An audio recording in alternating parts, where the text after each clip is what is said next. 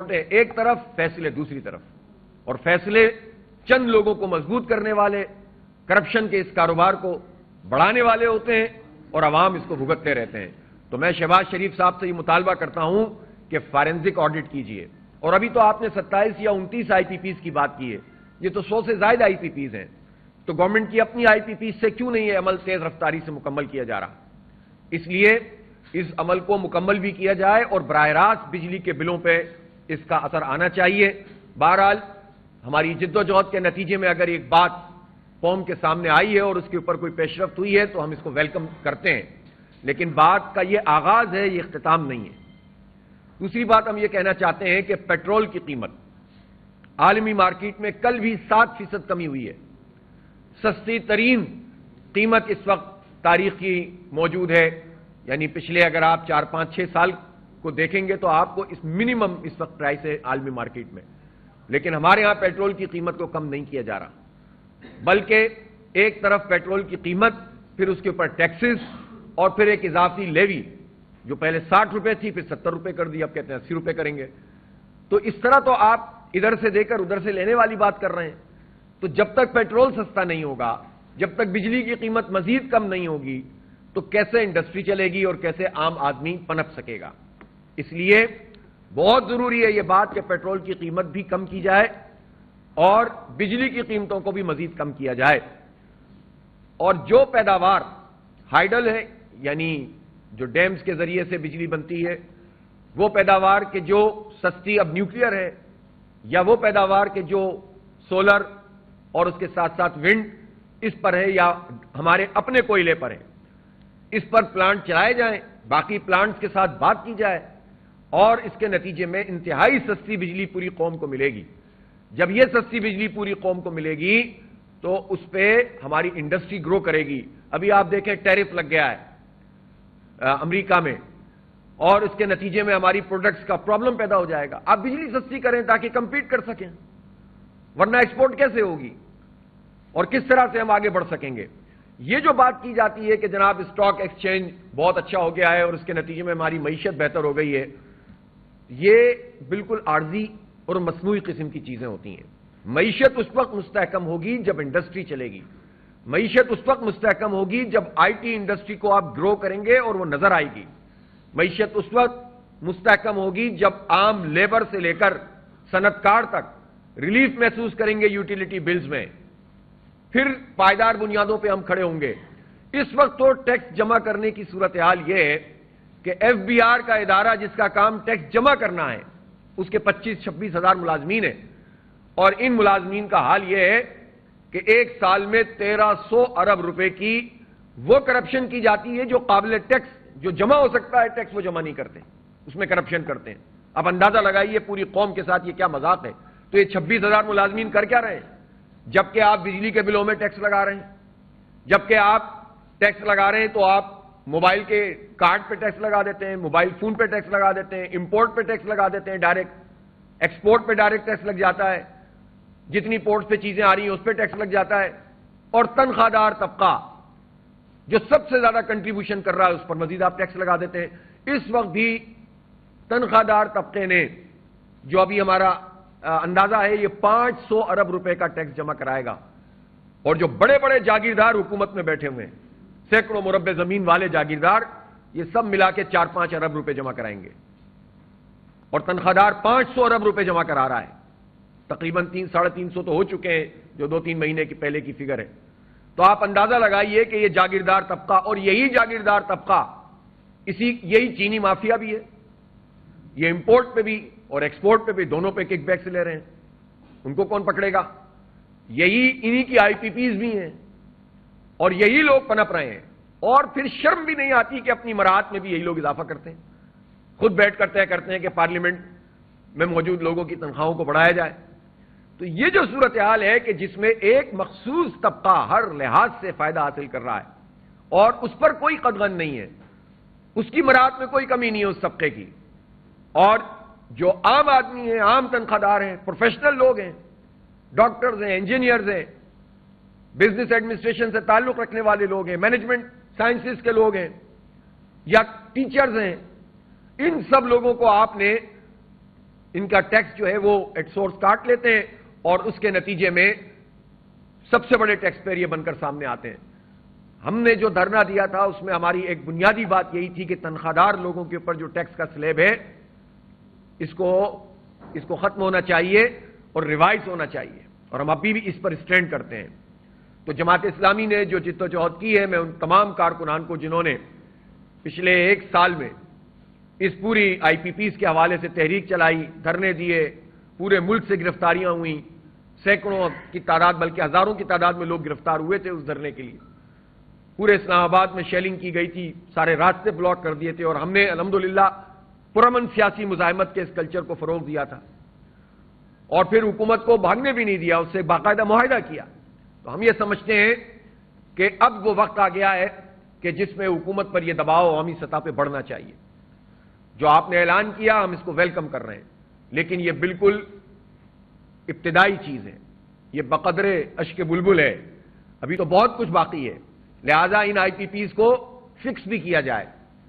اور سامنے آنے چاہیے وہ سارے لوگ، چاہے وہ جتنے بھی طاقتور ہوں، چاہے وہ فوجی رجیم میں کام کرتے ہوں یا وہ نام نہاد جمہوری رجیم میں کام کرتے ہوں۔ ان لوگوں نے جو کچھ اس ملک کے ساتھ کیا ان کو کون پکڑے گا؟ آپ یہ دیکھیے کہ یہ آئی پی پیز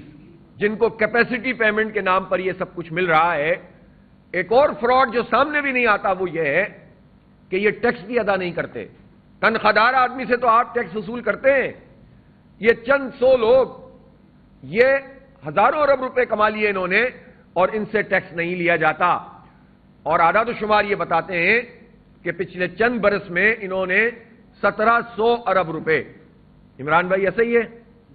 1700 ارب روپے ایسے ہیں کہ جو ٹیکس ملنا چاہیے تھا پاکستان کو، ان کو فری کیا گیا، ایگزمپٹ کیا گیا ہے۔ 2019 تک تو اس کا ریکارڈ آتا تھا، 2019 کے بعد پی ٹی آئی کی حکومت میں یہ ریکارڈ آنا بھی بند ہو گیا۔ اس کا مطلب یہ ہوا کہ جب معاملات چند لوگوں کے ہوتے ہیں، مفاد پرست لوگوں کے، تو یہ ساری پارٹیاں ایک ہی طرح بہیو کرتی ہیں، یہ ایک دوسرے کو پروٹیکشن فراہم کرتے ہیں، ان کی ساری پولیٹیکل لڑائیاں ختم ہو جاتی ہیں اور یہ تحفظ فراہم کرتے ہیں۔ اور یہ چونکہ مافیاز ہیں جو پارٹیوں میں بیٹھے ہوئے ہیں، یہ ایک دوسرے کے سپورٹر بن جاتے ہیں۔ تو یہ ٹیکس تنخواہ دار آدمی ٹیکس دے، بجلی کے بل میں ہم ٹیکس دے رہے ہیں، لیکن یہ آئی پی پیز والے ٹیکس نہیں دیتے، ان کو ایگزیم کر دیا جاتا ہے، اور یہ چھوٹا موٹا بھی نہیں ہے، سینکڑوں ہزاروں ارب روپے یہ قومی خزانے کے ہمارے پاس نہیں آئے اور ان کو یہ مراحت ملی ہوئی ہیں۔ ان کے کتنے معاہدے ایسے ہیں جس میں کیپیسٹی پلانٹ کی کچھ ہے، شو کچھ اور کی گئی ہے، اور اس کی پیسے بھی ہم ادا کر رہے ہوتے ہیں۔ کتنے معاہدے ایسے ہیں کہ جو ظاہر ڈالر بیس تھے اور اس کے نتیجے میں ڈالر کی قیمت بڑھتی چلی جاتی ہے اور اس کا بھگتان یہ قوم بھگتتی ہے۔ تو یہ ساری جو پیچیدگیاں ہیں یہ کرتے ہی اسی لیے ہیں کہ اس میں چند لوگوں کو فائدہ پہنچائیں، لہذا چیزوں کو اس پورے تناظر میں دیکھنا چاہیے، اور ہم حکومت سے ہی مطالبہ کرتے ہیں کہ ان آئی پی پیز کو فکس بھی کیجئے اور پاکستان کے مفاد میں ان سے نیگوشیٹ اور ری نیگوشیٹ کیجئے۔ مجھے یقین ہے کوئی ایک آئی پی پی بھی ایسی نہیں ہے جس میں یہ جرت موجود ہو کہ بین الاقوامی عدالت میں جا سکتے ہوں۔ ہمیں معلوم ہے یہ آئی پی پیز والے کون لوگ ہیں اور یہ پاکستان میں کیا کیا دھندے کرتے ہیں، ان کے کون کون سے کام ہیں، کتنا ٹیکس دیتے ہیں۔ جب یہ بات عام لوگوں کو پتا ہے تو پاکستان کے حکمرانوں کو نہیں پتا ہوگی؟ تو کوئی کھڑا ہو سکتا ہے ہمارے سامنے آ کر؟ ان کو تو بالکل سامنے بٹھا کر ان سے چیزیں کم کروائی جا سکتی ہیں، لیکن چونکہ خود حکمران طبقے کا اعمال نامہ اس کے نتیجے میں سامنے آ جاتا ہے، اس لیے یہ لوگ ایک دوسرے کو تحفظ فراہم کرتے ہیں۔ اس لیے ہم سمجھتے ہیں کہ یہ کام ابھی بھی ہو سکتا ہے۔ بہرحال میں ایک مرتبہ پھر جماعت اسلامی کے تمام کارکنوں کو اور ان سب لوگوں کو جنہوں نے ہمیں سپورٹ کیا ان کو مبارکباد پیش کرتا ہوں کہ یہ ابھی آغاز ہوا ہے اور ہم اس پریشر کو مزید بڑھائیں گے۔ میں انشاءاللہ 7 تاریخ کو لاہور میں ایک مشاورت کے بعد لائے عمل کا اعلان کروں گا کہ جس میں ہم حق دو عوام کو تحریک کا جو نیا مرحلہ ہم نے طے کیا تھا کہ ہم عید کے بعد شروع کریں گے، تو اس کا پورا ہم انشاءاللہ پروگرام پوری قوم کے سامنے پیش کریں گے، اور انشاءاللہ ہماری یہ تحریک آگے بڑھے گی، کیونکہ خود یہ بجلی کا مسئلہ ابھی ختم نہیں ہوا، اس کو بہتر ہونا ہے اور اس کے لیے ہماری تحریک جاری رہے گی۔ پھر اسی طرح پیٹرول کی قیمت، تنخواہ دار لوگوں کا مسئلہ، جاگیرداروں پر ٹیکس لگانے کے لیے دباؤ اور ان کی عیاشیاں اور مراعات ختم کرنے کے لیے جدوجہد، اور اس کے ساتھ ساتھ جو اس ملک میں کسانوں کے ساتھ ہو رہا ہے، مزدوروں کے ساتھ ہو رہا ہے، طلباء کے ساتھ ہو رہا ہے، تعلیم کی دنیا میں اس وقت جو کچھ لوٹ مار مچی ہوئی ہے، جس طرح حکومتیں اپنی تمام تر ذمہ داریاں تعلیم کی ختم کر کے چند لوگوں کے ہاتھوں میں اس کو دے کر بری ذمہ ہو رہے ہیں، اور 3 کروڑ بچے ہمارے تقریباً اس وقت آؤٹ آف اسکول ہیں، جن کو اسکول میں ہونا چاہیے اور باہر ہیں۔ کسانوں کے ساتھ یہ ظلم ہے کہ گندم کے ریٹ ان کے لیے طے نہیں کیے گئے ہیں، اور جو طے کیے گئے ہیں وہ اتنے کم ہیں کہ جس میں وارہ ہی نہیں کھاتا، وہ مزید مقروض ہو جائے گا کسان۔ اس میں بھی بڑے بڑے مافیاز اور جو مڈل مین ہیں، جو حکومت کے ساتھ ملے ہوتے ہیں، وہی فائدہ حاصل کریں گے۔ چینی مافیا خود اربوں روپے قومی خزانے پر جو ہے وہ اس کا سبب بن رہی ہے نقصان کا، اور چند لوگوں کو فائدہ مل رہا ہے۔ یہ وہ ایشوز ہیں جن کو چھوڑا نہیں جا سکتا، نظر انداز نہیں کیا جا سکتا۔ اور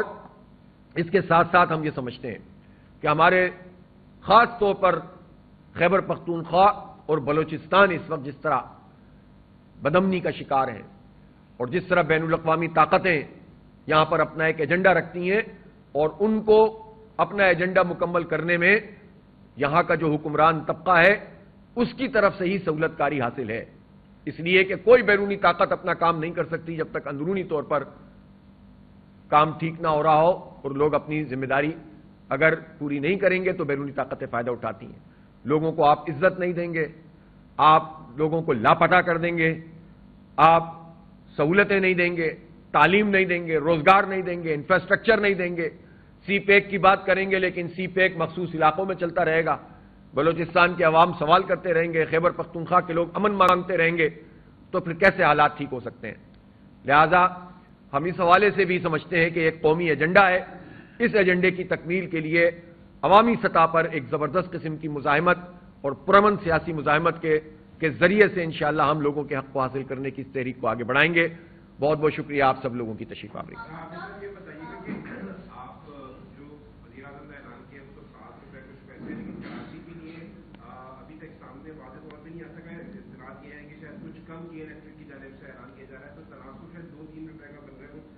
بنے گا۔ دوسرا یہ کہ آپ تو یہ کہتے ہیں کہ آپ کی تحریک کے سلسلے میں ہوا، لیکن بہت ساری جماعتیں اور بھی کریڈٹ لے رہی ہیں، خاص طور پہ ان کے وہ کہہ رہے ہیں کہ ہم حکومت میں شامل ہوئے تو ہمارا بنیادی مطالبہ تھا کہ بجلی سستی کی جائے، اس کے مطالبے میں یہ ہوا ہے۔ تو کیا صرف آپ کی اپنی یہ کاوش ہے یا پھر دوسرے بھی شامل ہے؟ نہیں، مجھے کچھ کہنے کی ضرورت نہیں ہے، اور ظاہر ہے ایم کیو ایم ٹائپ کی تنظیمیں، یہ تو آپ کو معلوم ہے ان کی اپنی پوزیشن کیا ہے، یہ کوئی مطالبہ کرنے کی صلاحیت سے ہی عاری ہو چکے ہیں، جن کو پورے شہر سے لوگوں نے 1 لاکھ ووٹ بھی نہ دیے ہوں اور دھتکار دیا ہو، ٹھکرا دیا ہو، اور ان کو اسٹیبلشمنٹ فارم 47 کی بنیاد پر لا کر اس نے اپنے نمبرز پورے کر لیے ہوں، اٹھ جاؤ تو اٹھ جاتے ہیں، بیٹھ جاؤ تو بیٹھ جاتے ہیں، تو یہ کیا مطالبہ کریں گے اور کیا مطالبہ منوائیں گے؟ یہ تو بتائیں نا، 1994 سے تو حکومت میں ہی شامل ہیں، یہ ہوا کیسے؟ پہلے تو اس کا جواب دیں۔ یہ تو چھوڑیں، ان پہ میں زیادہ بات نہیں کرنا چاہتا۔ وہ تو لطیفے آپ نے سنے ہوئے نا کہ وہ جب کوئی واقعہ جنگل میں ہو جاتا ہے بڑا، تو کچھ جانور جو ہیں وہ اتراتے پھر رہے ہوتے ہیں، چوہے وغیرہ، اور کوئی ان سے پوچھتا ہے کہ بھئی اتنے کیوں اترا رہے ہو میاں چوہے؟ اس نے کہا بس وہ شیرنی اغوا ہو گئی ہے۔ تو اس نے کہا شیرنی اغوا ہوئی ہے تو آپ کیوں اتنے اترا رہے ہیں؟ آپ نے اسٹرا لگا لیا ہے دم میں، اتنا اکڑ رہے ہیں آپ؟ اس نے کہا بس وہ ایف آئی آر میں میرا نام بھی ہے۔ تو اس طرح کے لوگ تو ہوتے ہی ہیں، لیکن بہرحال ان سب لوگوں کے نتیجے میں قوم کے سامنے تو سب کچھ ہے نا۔ وہ تو زندہ لوگوں کا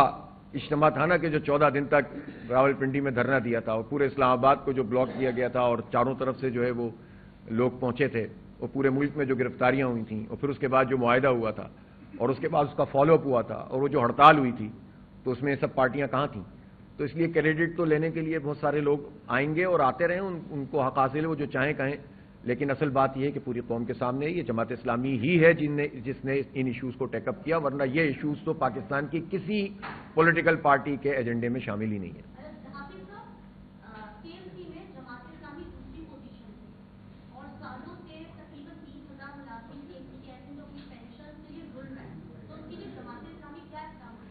پہلی بات تو یہ کہ جماعت اسلامی کراچی کی بلدیہ میں پہلی پوزیشن پر ہے، نمبر ووٹ بھی سب سے زیادہ ملے ہیں، سیٹیں بھی سب سے زیادہ ملی تھیں جو چھین لی گئی ہیں، اور جب سب کچھ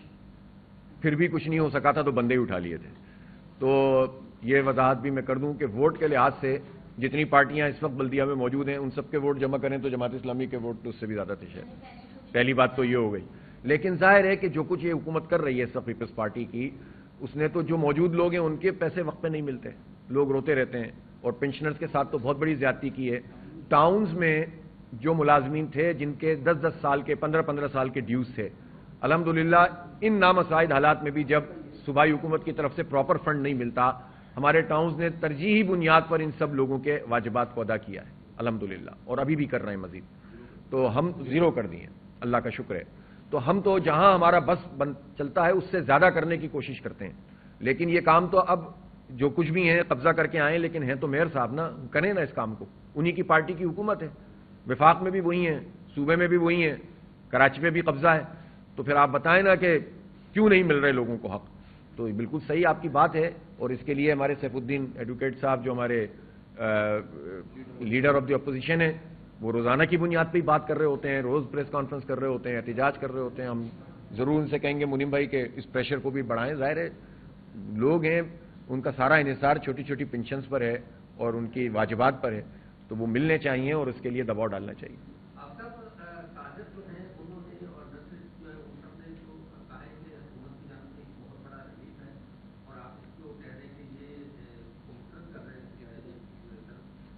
آپ کی تشریف آوری سے پہلے میں نے کہا کہ میں اس کا تو خیر مقدم کرتا ہوں, لیکن مزید کم ہونا چاہیے. جی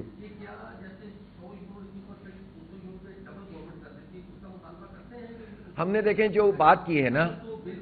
اصل بات یہ ہے کہ یہ جو دھندا شروع کیا ہوا ہے کافی عرصے سے حکومتوں نے, سلیب سسٹم, ہم نے تو بات ہی یہ کی تھی کہ آپ فی یونٹ چارجز ایک طے کریں اور وہ منیمم طے کریں, ٹیکس اس میں سے ختم کریں, اور زیادہ سے زیادہ یہ کر لیں کہ جو کنزمپشن ہے تو اس میں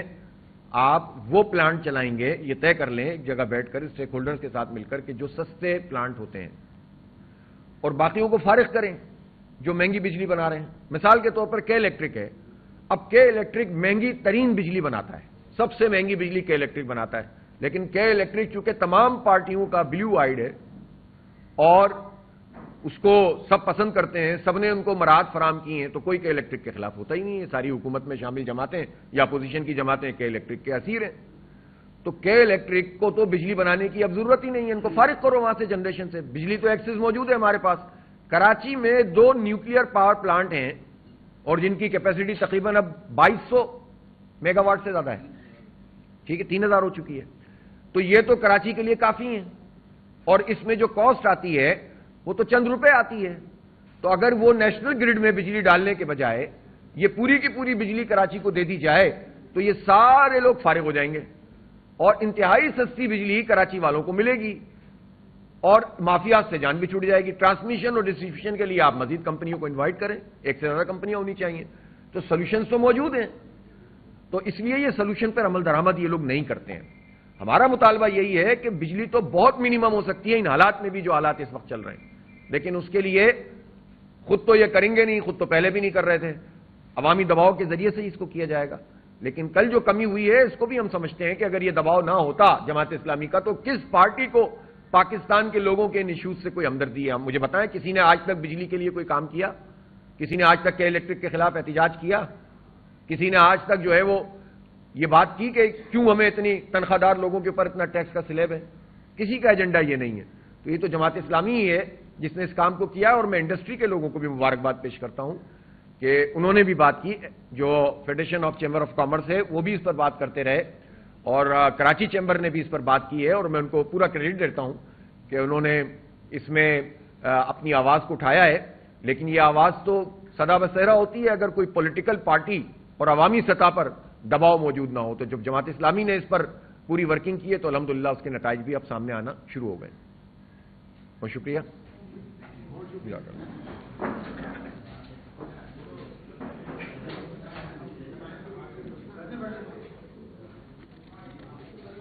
یار اگر آپ لوگ 1 منٹ زحمت نہ ہو تو ایک بات رہ گئی, یہ بہت امپورٹنٹ ہے زاہد بھائی, چونکہ آج ہم آئی پی پیز کے اوپر ہم نے بہت فوکس کیا, تو 1 منٹ.